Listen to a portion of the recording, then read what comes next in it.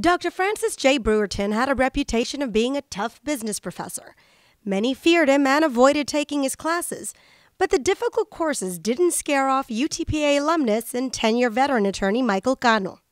I'd always kid and tell people, a lot of the classes I took with Dr. Brewerton were a lot harder than law school at University of Houston Law Center.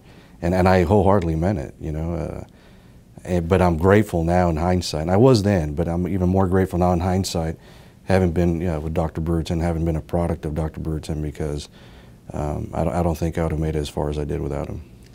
In the 90s, Cano was placed on academic probation, which included a 1-year suspension. Eventually, he returned to UTPA, but struggled for several semesters until he met Dr. Brewerton, who convinced him to take his business class.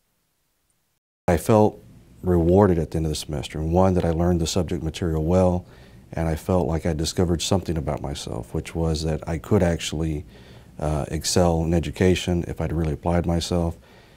In the 80s, Brewerton succeeded in getting the college accredited by the Association to Advance Collegiate Schools of Business. Only 5% of all schools worldwide have this honor. He's also credited for starting a doctoral program in international business. Marketing professor Dr. Michael Miner remembers the process well. He was true to his word in that we did start a PhD program, and it's been a tremendous success.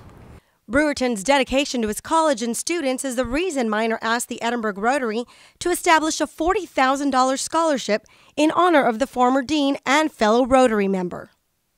He has a long legacy of service to the Pan Am community, and I thought it was a nice way to honor him, eventually his memory many years out.